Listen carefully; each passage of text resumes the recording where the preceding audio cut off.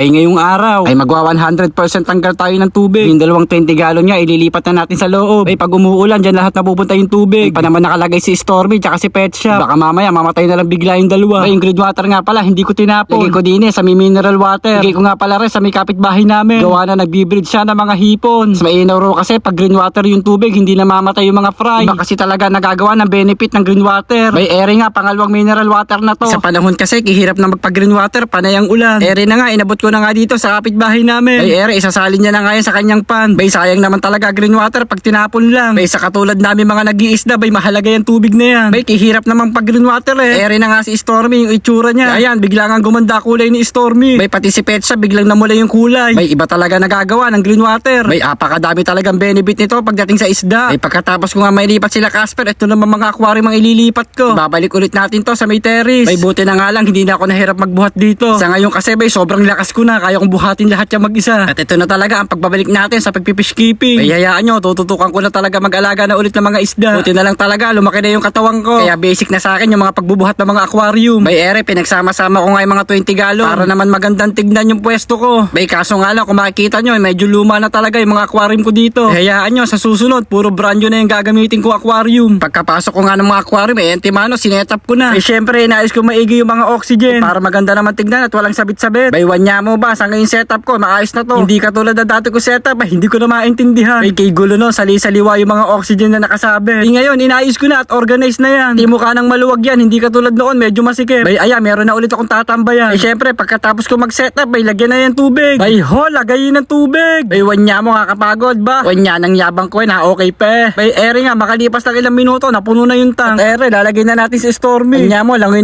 na yan. Tuwan-tuwa nga ako't nakakabawi na ulit si Stormy. Ere naman si Pet Shop ilalagay na rin natin dito sa baba. Hanga din talaga ako sa mga alaga ko ba? Biruin nyo yun almost 1 year hindi ko sila inalagaan. Bay hayaan nyo babawi ako sa inyo ngayon. Ihopo kusi. Bay pagkatapos ko nga maglinis. Bay meron nga pala tayong bagong in-score na flower horn. Bay ere tamang antay ko kay Rider. Bay ere tumawag na nga bigla at nandito na daw siya. Ere na nga si Bossing Rider lumagpas pala siya sa akin. In-score nga pala natin flower horn bay galing pang nabotas yan. Bay ere may bago na naman tayong papalakihin. Sa totoo lang napaka-solid nito. Inorder ko nga pala dito ay isang kampa. Ang strain nga pala niya ay Trundle F2. Nga pala siyang import na galing pang Thailand. Ho siya acclimate muna natin para hindi siya nawawater siya. Mga 15 minutes lang pwede na yung alpasan sa bagong tank. Sa mga nagtatanong kung kinino galing to, kung saan pwede makabili ng ganitong flower horn na imported na galing Thailand. Ito nga pala yung Facebook page niya na si Kram FH. Pwede nga pala kayong mag-inquire sa kanya. Yun talaga ng pangmalakasan at solid na flower horn. Yan lang kayo sa page niya na Kram FH. Pag puro hingi, bumili din kayo. At special shoutout nga pala sa Team Hexa Philippines. By Happy Fish Keeping nga pala sa inyo. O siya, babayi!